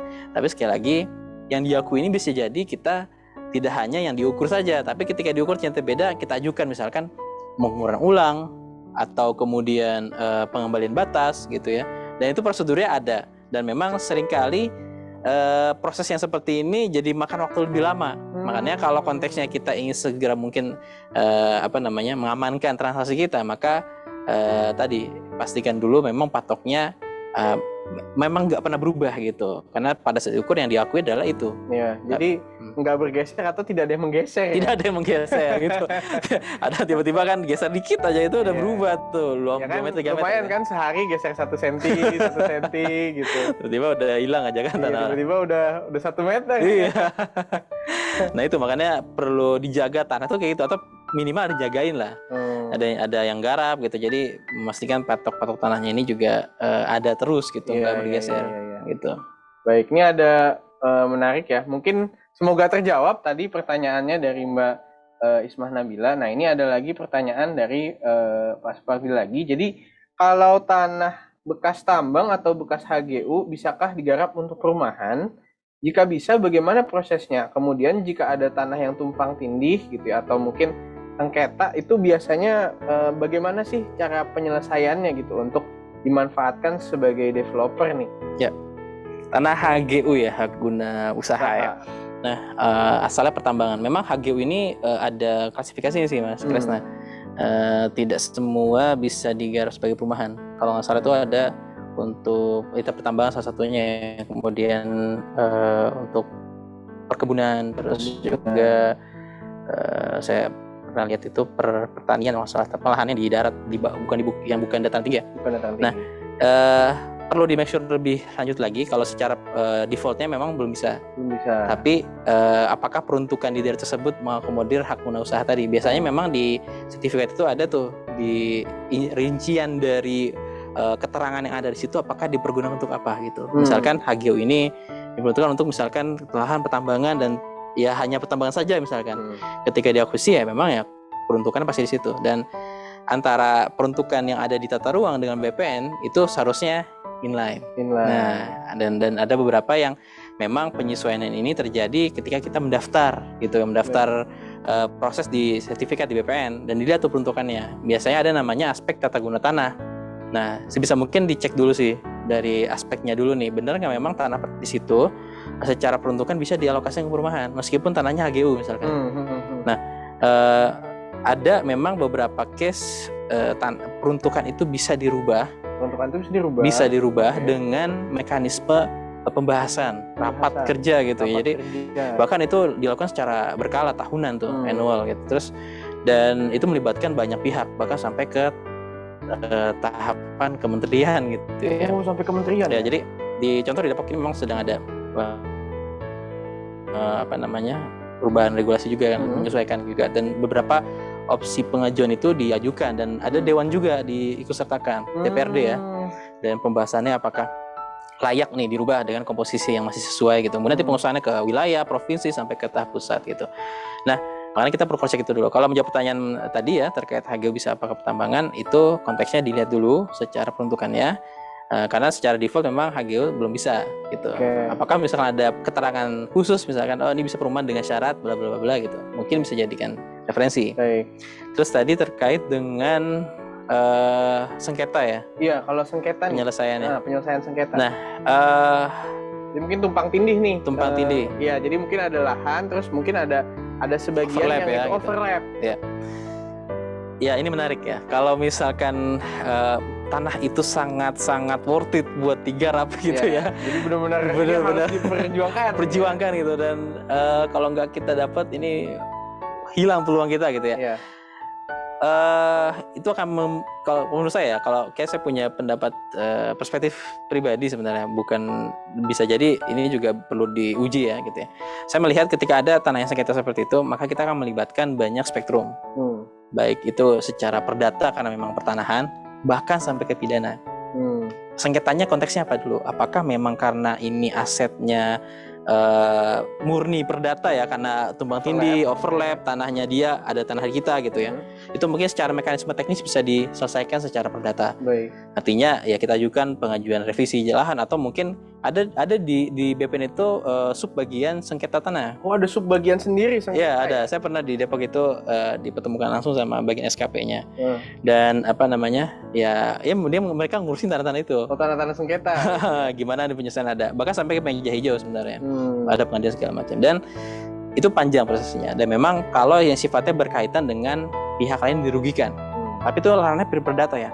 Lain halnya misalkan ada ternyata yang overlap ini adalah tanah hasil sitaan negara karena ada kasus pidana.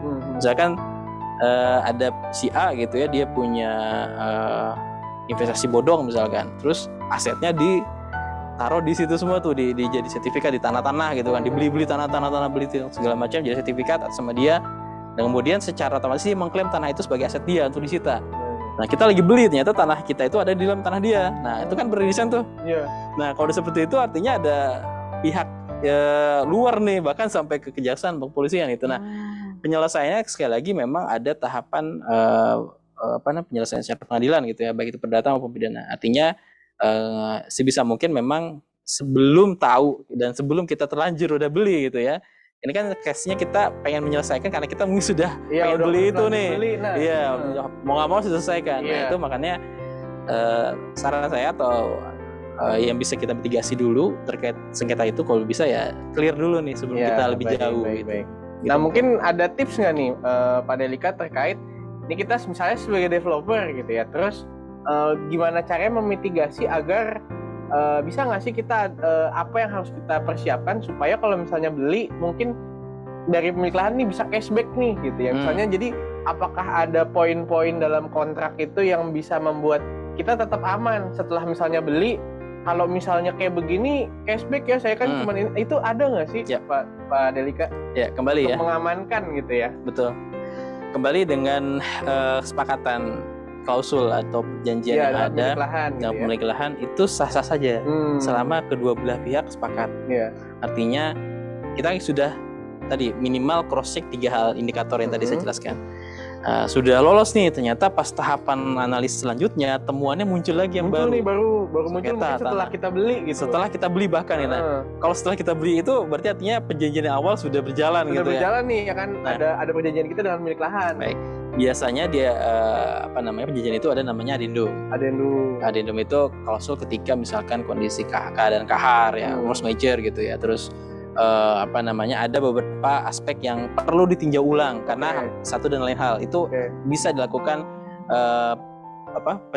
renegosiasi mungkin atau perubahan atas klausul yang ada di situ. Nah, ini kan bisa jadi di luar kontrol kedua belah pihak selama memang ada kesepakatan dulu gitu. Tapi sebisa mungkin sebelum beli pun juga diatur itu. Kan kita sudah memastikan nih sampai ke tahap maksimal benar-benar mentok nih, yaudah nih ini sudah menurut kita aman.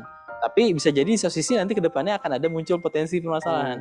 Nah, dengan adanya mitigasi dengan kita tuangkan klausul misalkan bahwasanya kita berlepas diri nih dari permasalahan yang muncul ketika timbul setelah transaksi ini misalkan contoh seperti itu. Nah, itu sah-sah saja ketika sepakat, dan pihak notaris pun juga kan tidak memihak, artinya tidak boleh dilibatkan juga untuk menyelesaikan ketika posisinya dia sudah meyakinkan dua belah pihak sepakat menyelesaikannya gitu. Nah itu sih mungkin bisa jadi mitigasi ya. Ada adendum dan juga klausul sebelum transaksi bahwa pihak yang kita terus pembeli ya, ketika ada kerugian yang ditimbulkan kita berlepas diri dan memang menyerahkan ke pihak penjual untuk menyelesaikan dulu. Gitu. Jadi, baik. Jadi memang bisa ya dilakukan adendum. Karena mungkin misalnya nih kayak misalnya katakan kita mau beli 1000 meter, tapi boleh nggak misalnya kita kasih misalnya masukkan di perjanjiannya gitu ya, kita belinya per meter ya Pak, kan ini 1000 meter saya belinya 1000, tapi kalau misalnya nanti ternyata ada sengketa ya Bapak balikin ke saya dong Pak, saya kan belinya per meter nih gitu. Itu bisa nggak kalau kayak gitu tuh? Ya kembali ke apa rincian dari klausulnya. Makanya klausul itu tidak bisa normatif ya. Jadi benar-benar mengikat betul rinciannya. Maka biasanya sih saya pernah beberapa itu ya bikin draft itu ya. Drafting itu butuh benar-benar di cross check lagi. Jadi nggak memakan waktunya sebentar gitu Mas Kris. Nah jadi kalau bisa detailkan, bahkan sampai seperti itu per meternya misalnya berapa yang kita kerugian potensi misalnya muncul itu bisa kita save, bisa kita amankan gitu. Di samping memang kita juga perlu pendampingan secara hukum yang mengerti betul ya, karena kalau konteks di sini saya memang melihat case by case. Kondisi yang pernah kita alami dan juga advice dari orang-orang yang berkompeten terkait itu. Kita pun juga seringkali menemui hal yang sama seperti itu Mas. Jadi konsul lah ke lawyer gitu kan, itu penting sekali, apalagi ditambah ada yang namanya perjanjian perubahan tadi, adendum tadi ya. Adendum itu kan sifatnya yang kita tidak prediksi. Baik, itu sih Mas Kresna. Ya baik ya, jadi untuk Pak Supardi semoga terjawab ya pertanyaannya. Kita lanjut lagi nih dari pertanyaan dari Pak Jopi, apakah SHM dapat juga dicabut untuk kepentingan publik?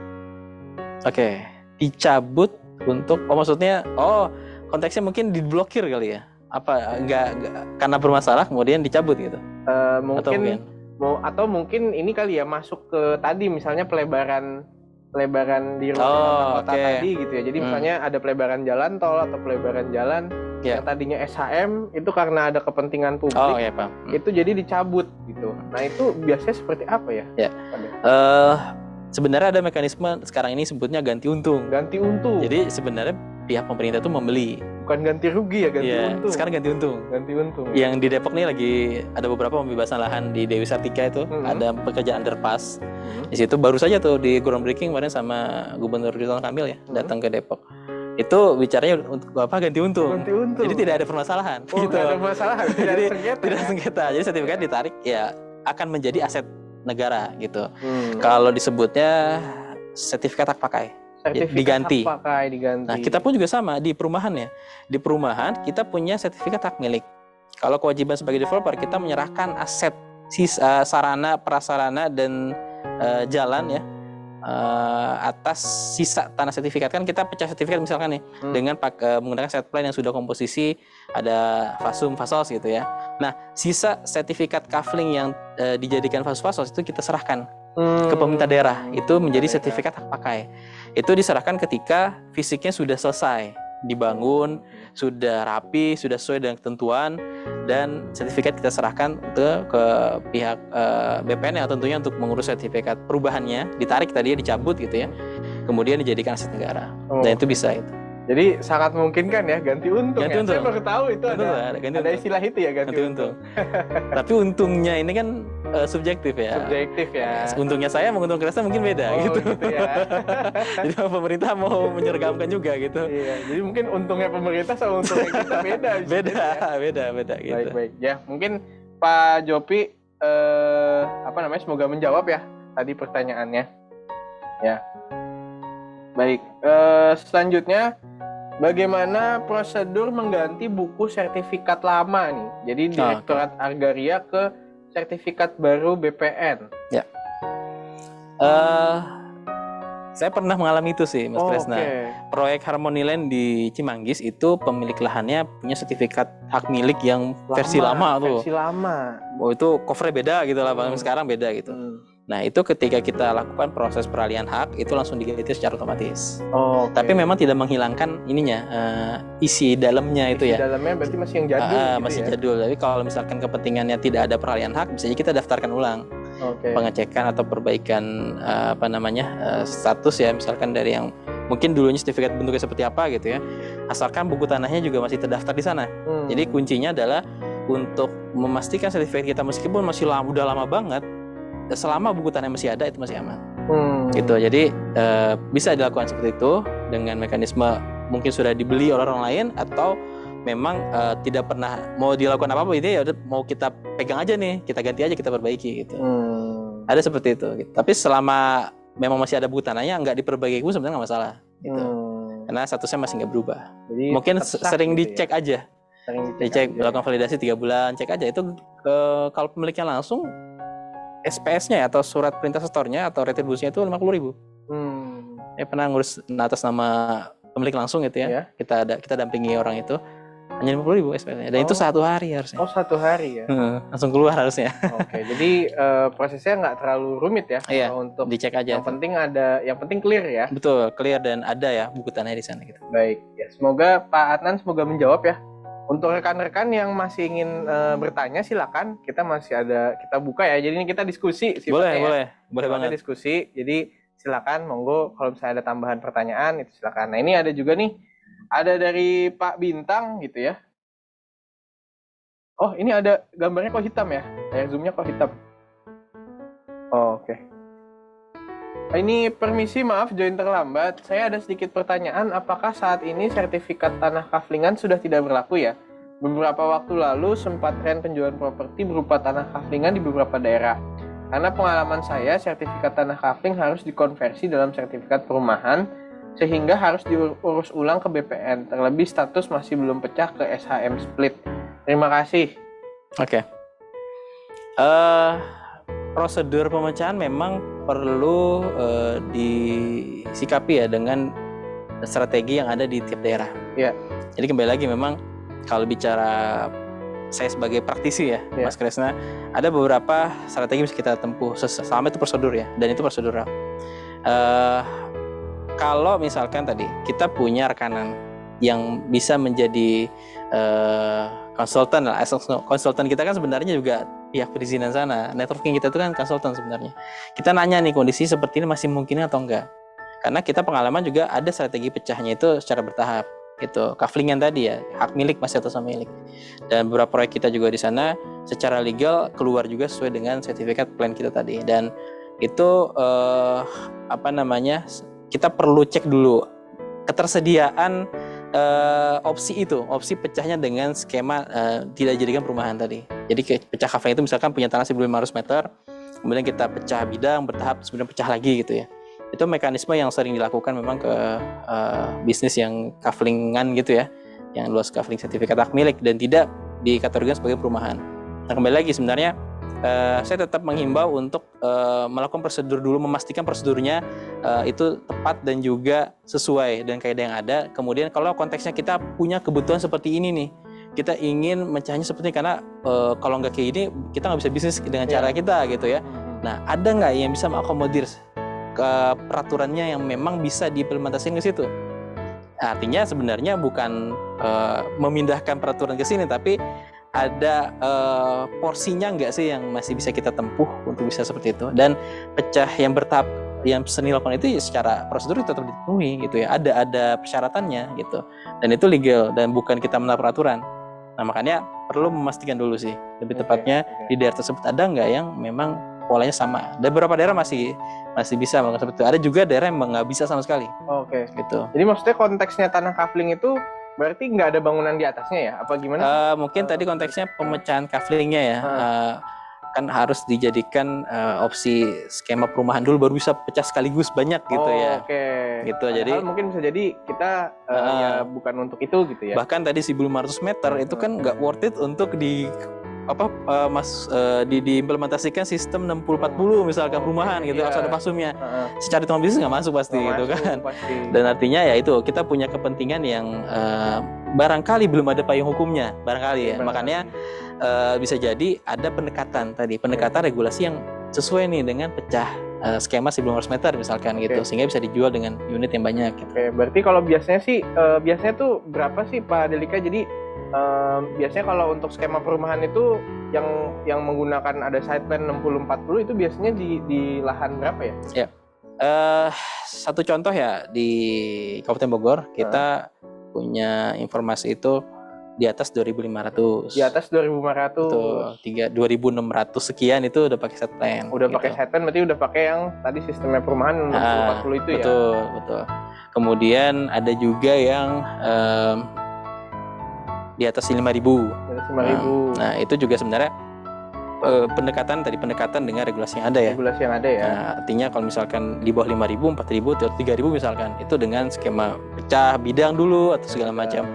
Yang jelas sebenarnya kita coba tetap mematuhi ya apa yang menjadi prosedur awalnya, dan kita tidak memaksakan sesuatu yang memang tidak bisa diakomodir gitu. Baik. Pendekatan yang ada saat ini memang tujuannya untuk memastikan kita sebagai pelaku usaha itu terakomodir nih kan, kita pengen invest sebenarnya kan. Betul. Tanah yang ada yang tadinya nggak produktif pengen kita jadiin produktif kan gitu. Betul. Sehingga mungkin ini juga autokritik juga sebenarnya gitu ya.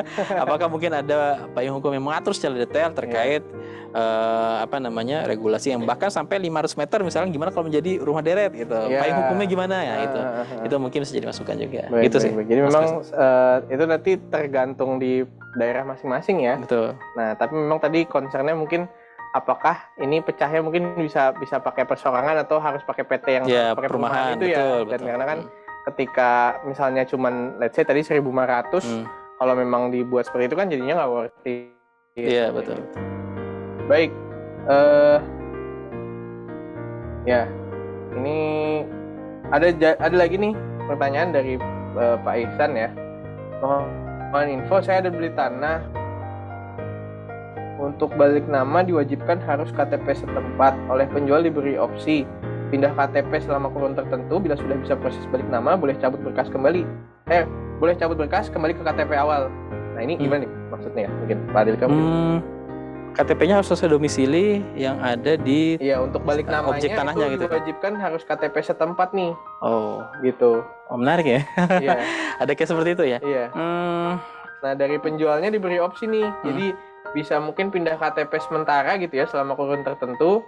Bila sudah proses balik namanya, terus berkasnya dicabut, jadi balik lagi ke KTP awal gitu. Oh, mensiasatinya dengan cara seperti itu.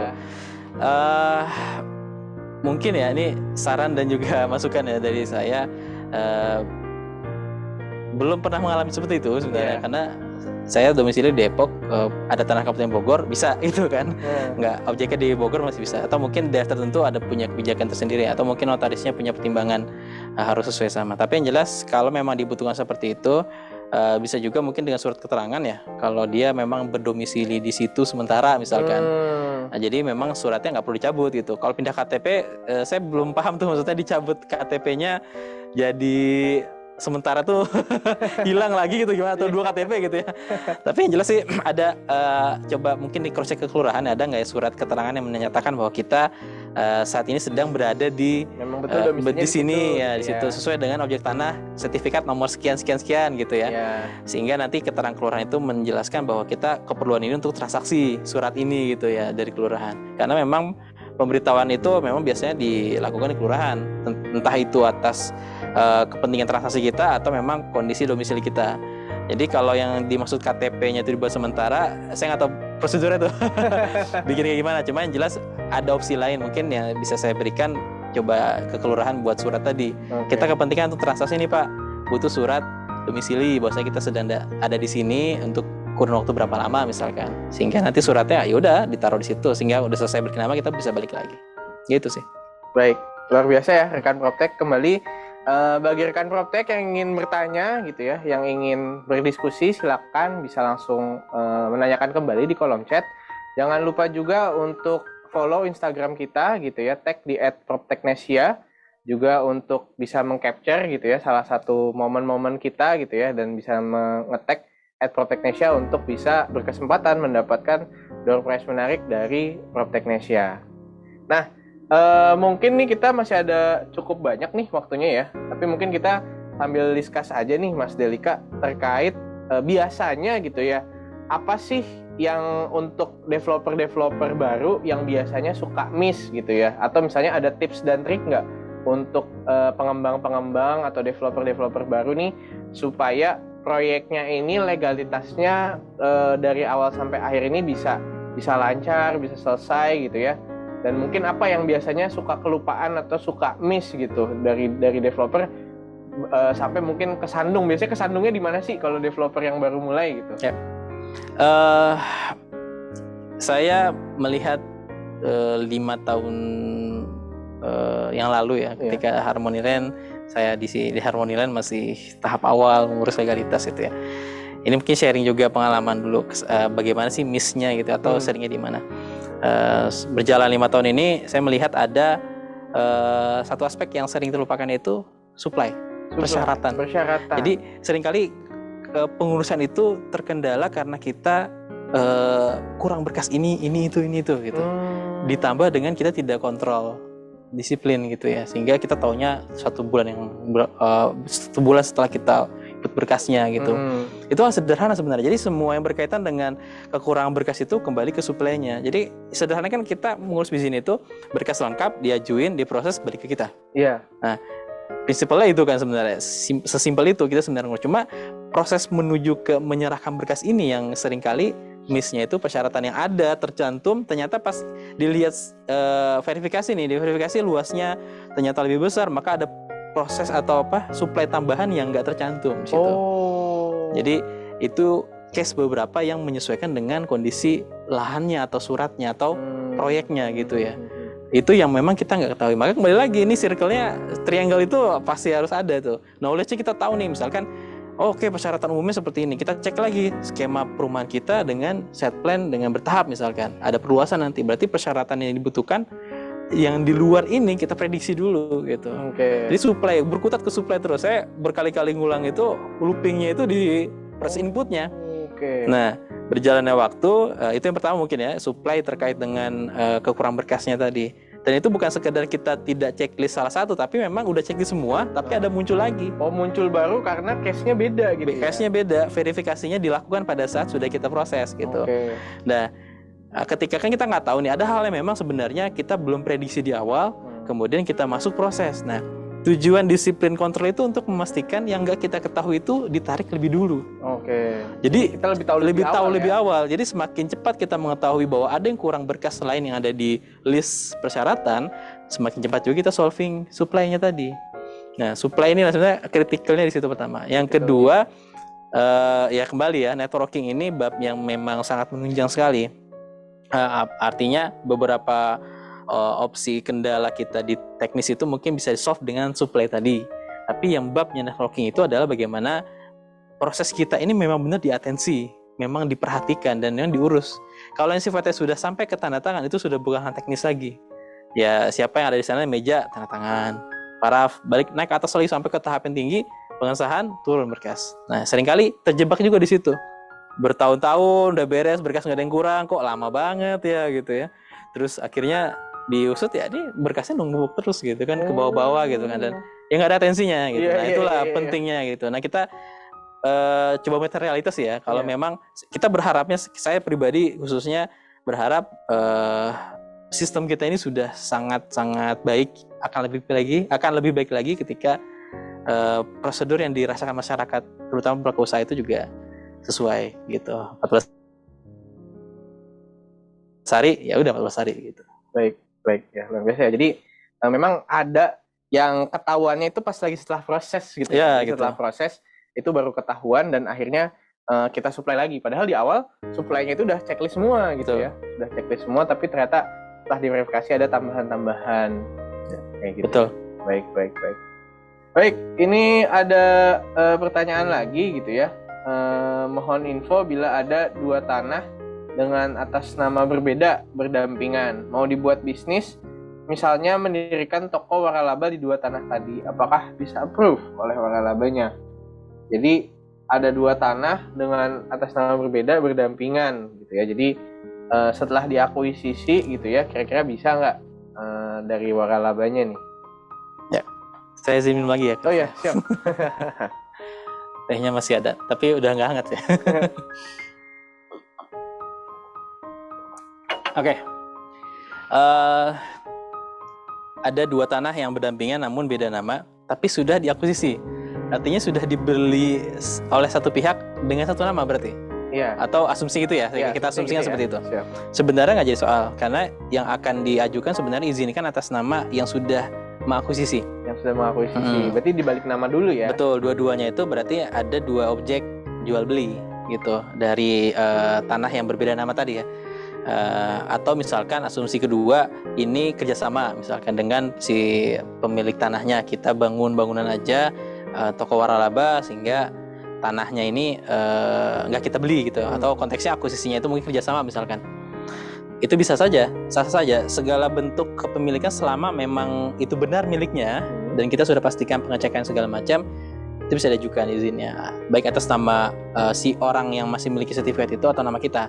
Kalau dengan nama si orang ini otomatis kita ada perjanjian kerjasama atas pengelolaan lahan, namanya biasa KSO ya, kerjasama operasional itu terkait dengan tanah ini menjadikan apa, kemudian sharing profit segala macam gitu ya. Atau kalau memang sudah diakuisisi secara full, otomatis ya kita punya 2 sertifikat gitu atas nama kita berdua, gitu. atas nama kita yang dicantumkan di sertifikat. Atas nama kita dua-duanya gitu ya. Betul. Bisa saja. Baik. Ya itu mungkin dari Pak Ihsan semoga menjawab ya. Jadi untuk pengalaman juga kebetulan saya juga ada rekan gitu ya, Pak Delika itu di waralaba itu memang kalau dia cerita sih memang biasanya kita harus laporan dulu tuh ke waralabanya, apakah di area itu boleh nggak dibuka, karena biasanya waralaba ini kan by area ya, jadi nggak boleh saling mencaplok satu sama lain, biasanya di area itu dikunci tuh, oh dia area itu sampai sini doang, oh ini sampai sini doang gitu. Oh, oke. Berarti ya? Radius ini ya, jarak minimal adanya. Iya, ada jarak minimalnya gitu. Kalau konteks itu mungkin bisa dikaitkan dengan perizinannya ya. Kalau tadi konteksnya untuk yang akuisisi lahannya sih masih oke. Cuma syaratan tambahan mungkin khusus untuk waralaba ya, Pak Kresna. Memang ada sih pernah juga ya secara umum sih memang ada jarak harus itu. Cuma implementasi saya lihat ada beberapa yang nggak sampai 500 meter gitu, bahkan depan-depanan gitu ya. Ada juga gitu ya, yang walau ya tuh. Mungkin ada beberapa pendekatan di situ. Baik, rekan-rekan kembali bagi yang ingin menanyakan proyeknya, gitu ya, bagi yang ingin bertanya terkait proyek seputar legalitas, silakan, kita masih bisa membuka pertanyaan, mungkin 2-3 pertanyaan lagi gitu ya, terakhir gitu ya, sebelum nanti kita tutup acara Proper Talk kita pada siang menuju sore hari ini gitu ya. Baik, nih menarik ya, tadi aku mungkin sedikit agak mundur sedikit gitu ya, terkait yang networking gitu ya, terkait networking. Oh, ini udah ada nih pertanyaan lagi nih. Oke. Ini izin bertanya, saya memiliki CV yang tidak hanya bergerak di bidang properti, namun juga di banyak bidang lainnya seperti fashion, food, dan beauty. Semuanya dalam naungan satu CV. Pertanyaannya, apakah hal tersebut legal atau diperbolehkan secara hukum? Ya, karena saat membuat CV itu di notaris dalam surat memang saya tulis semua bidang-bidangnya gitu. Dan apakah mungkin nanti si CV ini ya, mungkin pertanyaan selanjutnya itu apakah CV ini bisa nggak sih memiliki nanti lahan atas nama si CV tersebut? Ya. Gitu. Oke, konteksnya selama CV-nya memang terdaftar ya di akta notaris gitu ya, dan Kemenkumham segala macam, secara legal ya itu tidak jadi persoalan, karena konteks di perizinan ini kan selama memang kepemilikannya jelas siapa, atas nama CV-nya siapa, dan diajukan atas nama CV tersebut, yang diproses adalah keterkaitan dengan aset tanah yang dimiliki. Kalau mengurus legalitas perizinan perumahannya, berarti kan lihat dulu apakah legalitas suratnya sudah diakuisisi atas nama CV tadi.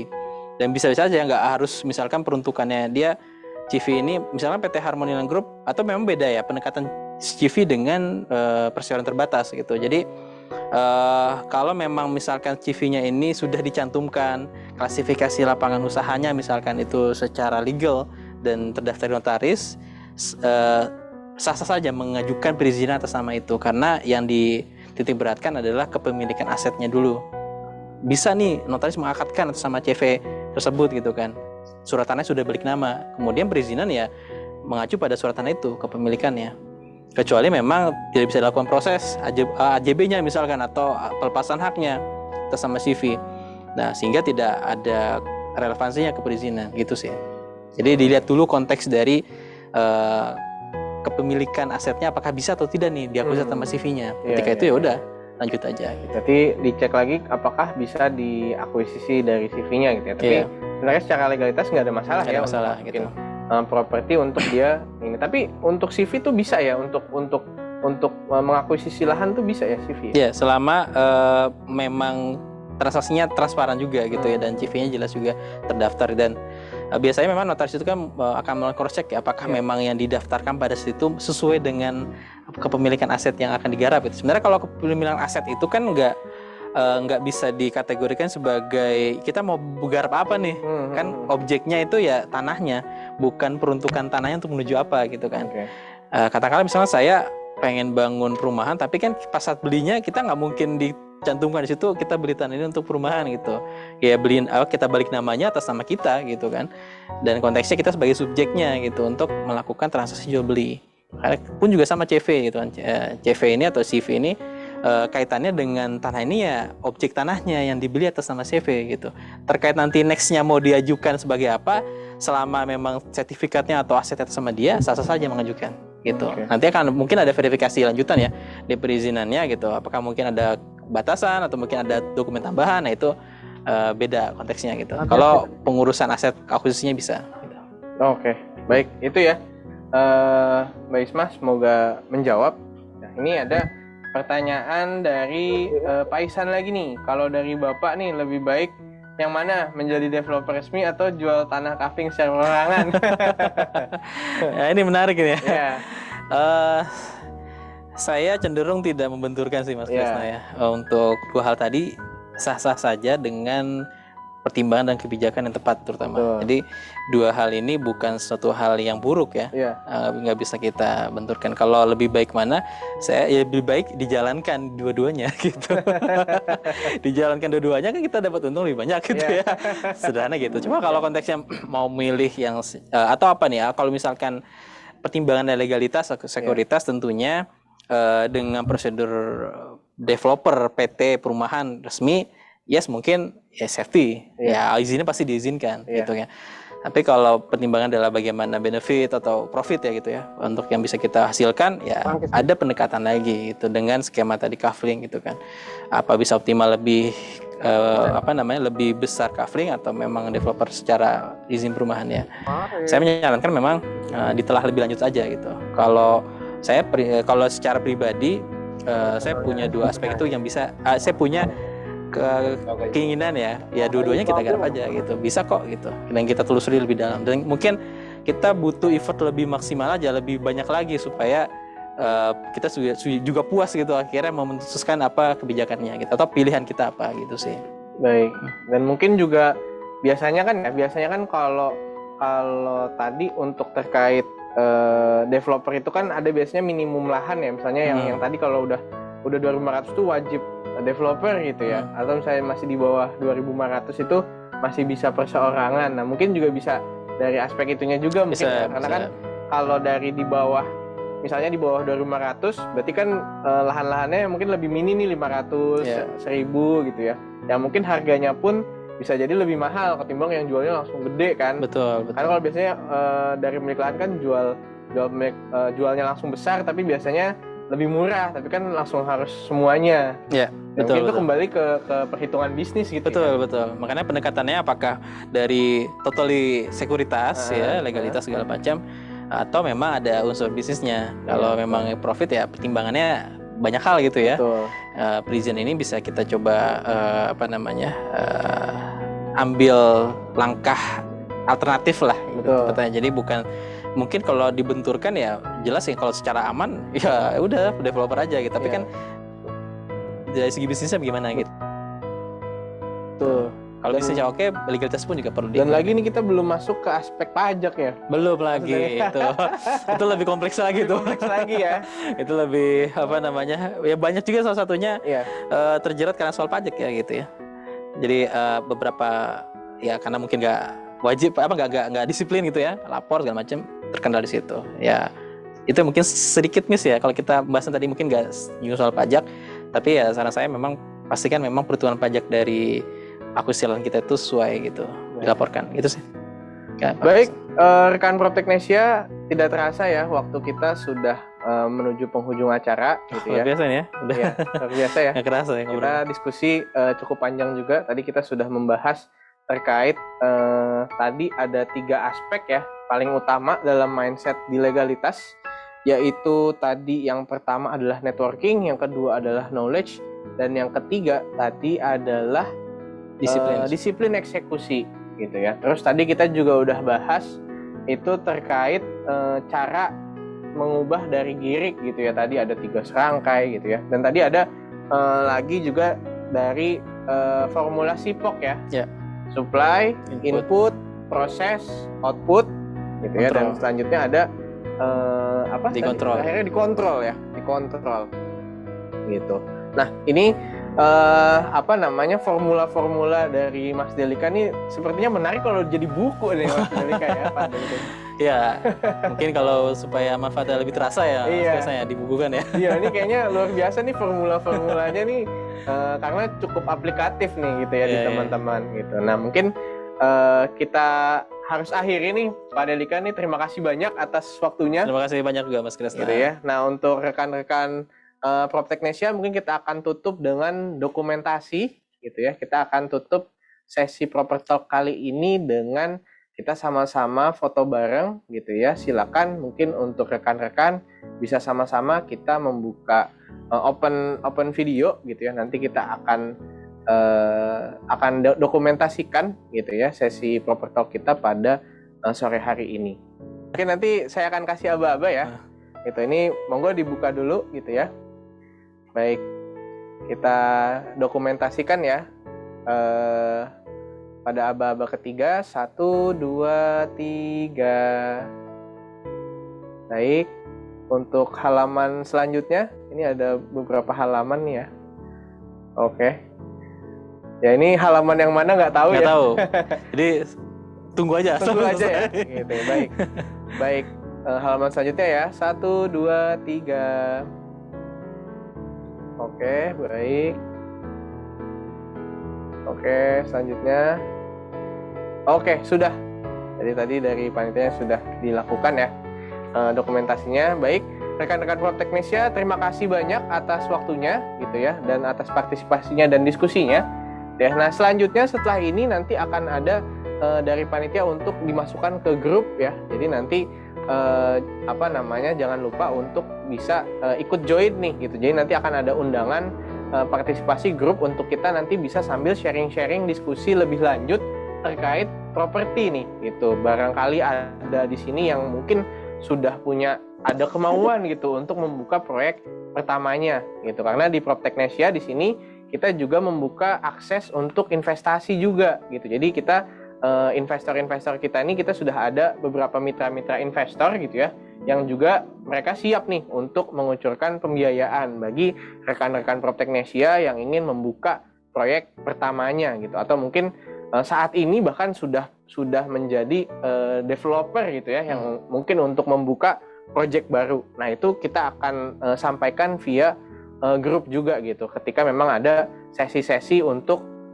kelas-kelas pembiayaan atau sesi-sesi untuk bagaimana sih caranya kita nanti akan mengajukan ke investor gitu ya, ke investor, ke pembiayaan dari salah satu rekan Propteknesia gitu. Jadi sebagai informasi gitu ya, saat ini Propteknesia juga bekerja sama dengan PT Dana Syariah Indonesia gitu, salah satu fintech properti terbesar di Indonesia yang mengeluarkan pembiayaan khusus untuk proyek-proyek properti gitu. Jadi untuk rekan-rekan Propteknesia jangan khawatir gitu ya, tetap stay tune juga, dan tetap ikutin terus gitu ya kita kelas-kelas kita, karena kita nggak tahu gitu ya, barangkali ada rekan-rekan yang bisa membuka proyek-proyek sehingga bisa menebar kebermanfaatan di masyarakat sekitar gitu, sekitar rekan-rekan Propteknesia. Baik, itu saja dari kami. Kami mohon maaf atas segala kekurangannya. Terima kasih, kami undur diri. Assalamualaikum warahmatullahi wabarakatuh.